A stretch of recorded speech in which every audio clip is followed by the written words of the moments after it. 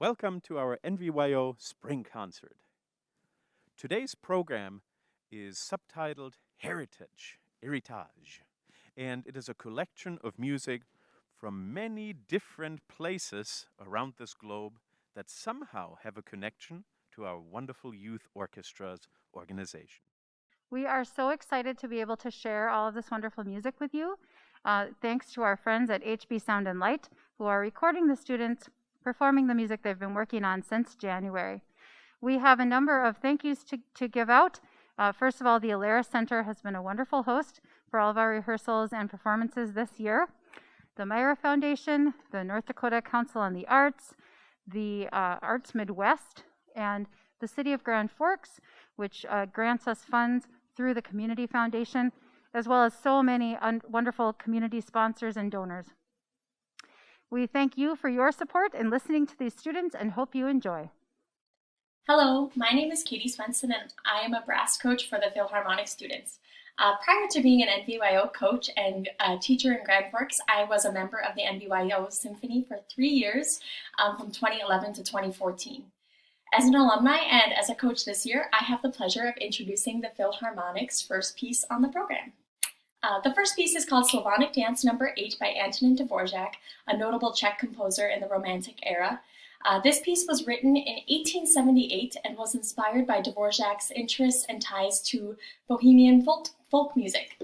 This piece is an energetic Bohemian dance in 3/4 time, and the students are actually playing it in 1. While you listen, we hope you hear the energized articulations and accents, the contrasting styles, and the constant motion between major and minor keys. Please enjoy the Philharmonic performance of Slavonic Dance No. 8 by Dvorak.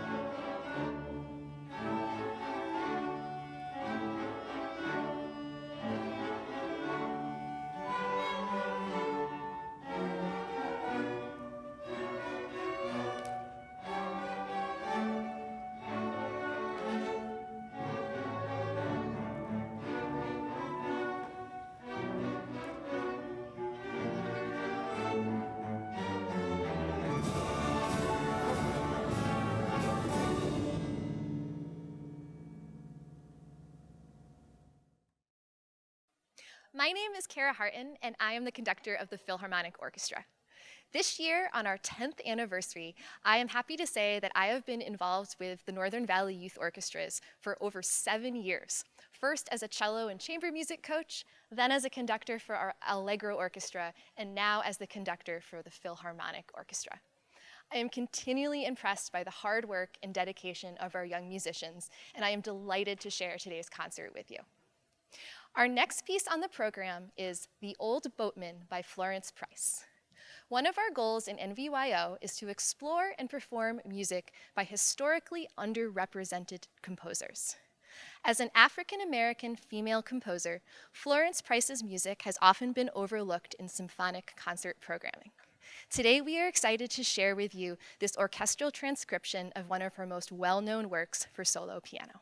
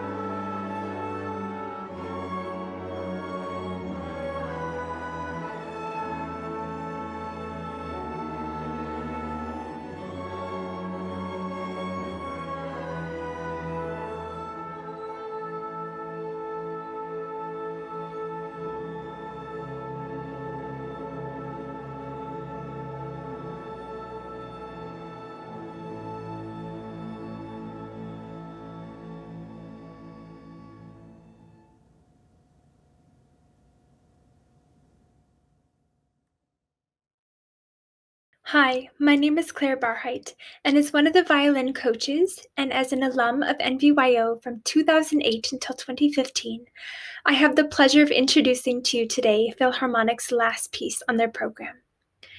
Rhapsody in Blue was written by George Gershwin in just 5 short weeks when he was only 26 years old. This piece was originally written for solo piano and orchestra and brought elements of jazz into the orchestra world. This arrangement that you're going to hear today uses tunes from the larger work. This has been a fun and challenging piece for Philharmonic to work on, and we are excited to share it with you. Thank you again for listening to our concert and for supporting NVYO in their 10th season. We hope you enjoy Rhapsody in Blue.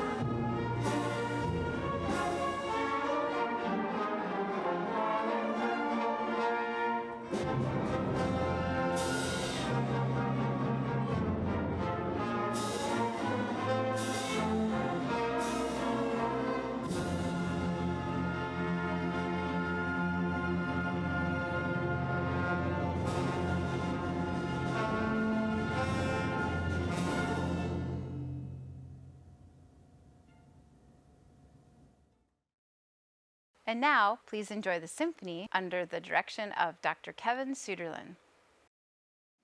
The first piece that we're performing for you comes from my home, my heritage. German composer Otto Nicolai wrote a beautiful opera named The Merry Wives of Windsor, whose overture we're going to perform for you today.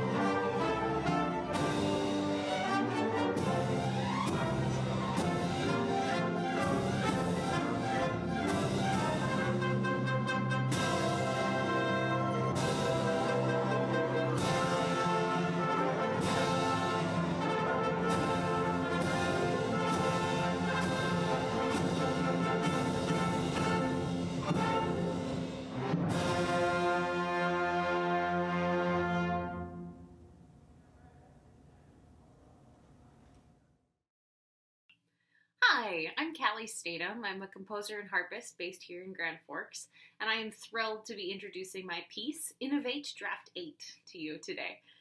This piece was commissioned by NVYO for the Innovate season, and therefore I spent a lot of time thinking about what innovation is and what it should be and who innovates, and it really struck me that children are probably the most natural, fantastic innovators I can think of.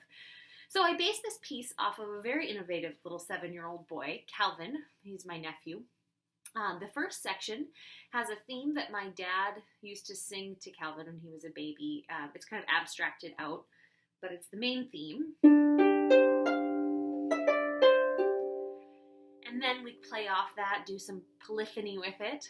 In the B section, which you will hear very obvious, we shift to see Calvin in his role as a tinkerer, playing in the workshop as his dad is working. His dad is a blacksmith, wonderfully talented, and Calvin gets to be part of that and make inventions all the time.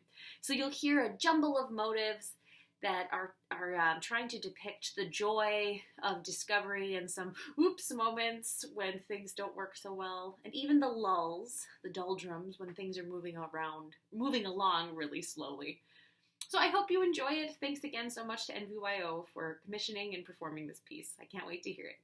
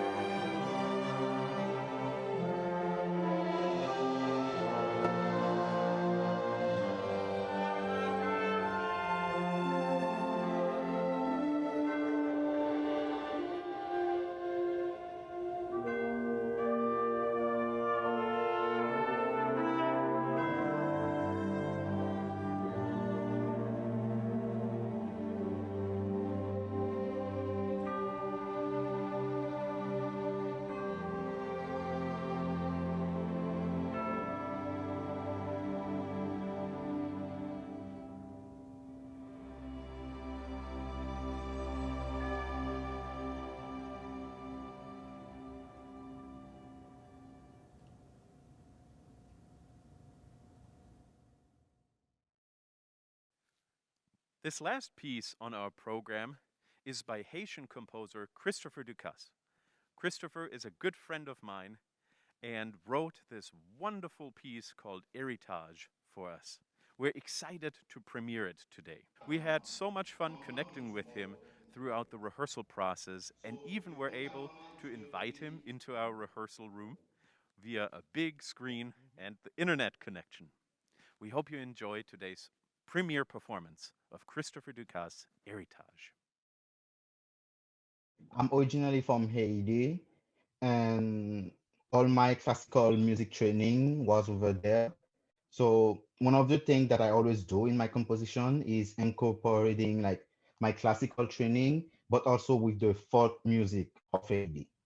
That's why you can say like Heritage has a lot of percussion and a lot of like weird rhythm in it, because that's like in Haiti we have those kind of like music. And I wrote this piece by the end of last year, and that was the main goal that I had for that piece, like to really merge what I knew from classical music with like like different rhythm from Haiti. I'm excited. I can't wait to hear you play.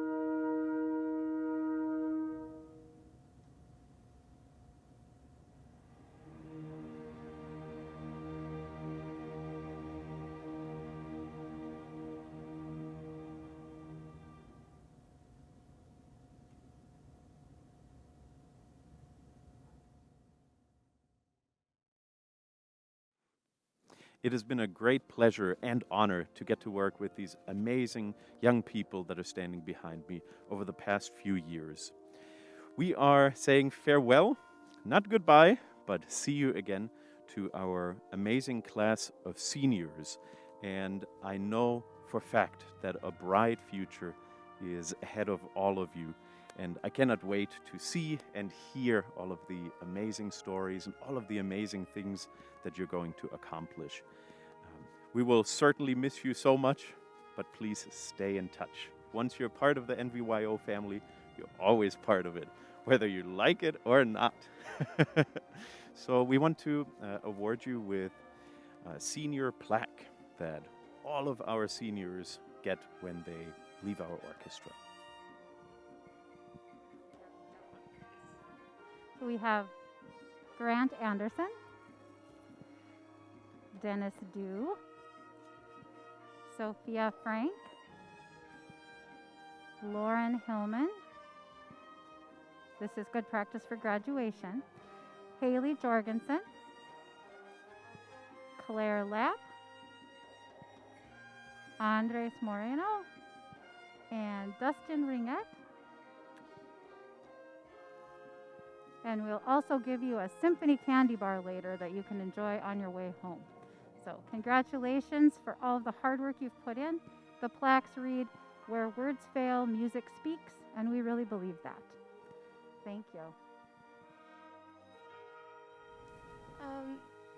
Dr. Sutlin, we got you some flowers and a card just to thank you for everything you've done for us throughout the years. We really appreciate it. Thank you so much. That means so much. Thank you so much. Naomi Welsh, we also got you some flowers and a card just to thank you for making this happen through this COVID situation. We really appreciate everything you do. Hi, I'm Brian Pfeiffer. And I'm Cami Antonin. And we're just going to talk a little bit about some of the instruments that are being used in our concert today, specifically on the piece Eritaj. This uses a lot of percussion instruments that you might not typically find in an orchestra percussion section. I'm holding here claves. These are just two pieces of rosewood. You strike them together, they make that sound. And throughout the piece, they play a particular rhythm that's idiomatic to the kind of music that we're playing. Cami here, do you want to tell us what you're holding? This is an ogon, and you just like hold it in your palm and then hit the edge of it. And then we have a couple of other drums here. These here, bongos, and these also play very specific rhythms that are tied to the music that we're playing. And then a conga. There's actually two of these played by two different people, separate parts that have, again, really specific rhythms, which it's been really fun to work on because the composer really dug into writing the parts and wrote really specific parts. It's really well done and just been a pleasure to play. In fact, we had the composer in, and he spent a lot of time going over some techniques that neither one of us had ever seen before that are, from what I could tell, specific to drumming in Haiti. So that was really, really cool to see. Hello, my name is Katie Swenson and I'm a brass coach for the Philharmonic and Symphony students. Today I wanted to show you what it's like to play a trumpet or any brass instrument with a mask and bell covering during these crazy COVID times. First, I wanted to just demonstrate my sound without any fabric on my face or on the end of my bells. So here's just a little brief snippet of music.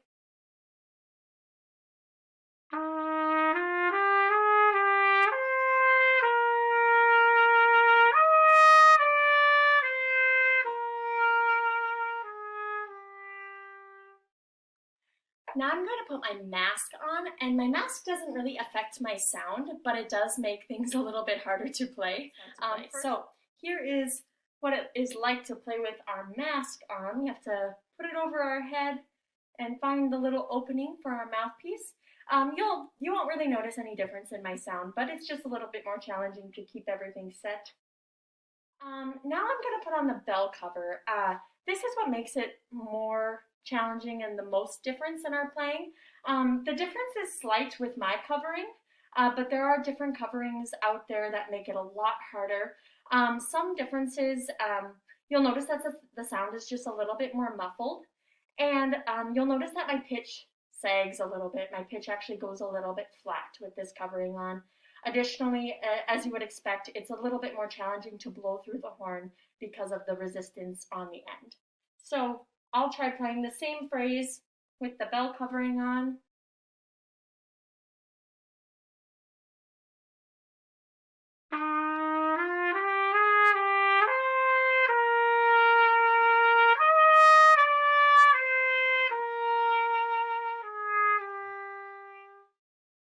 So this year, many brass players have gotten used to playing with these things on, but we've also gotten used to probably pushing in our tuning slide more than we should because our pitch does fall when we play with the bell cover on.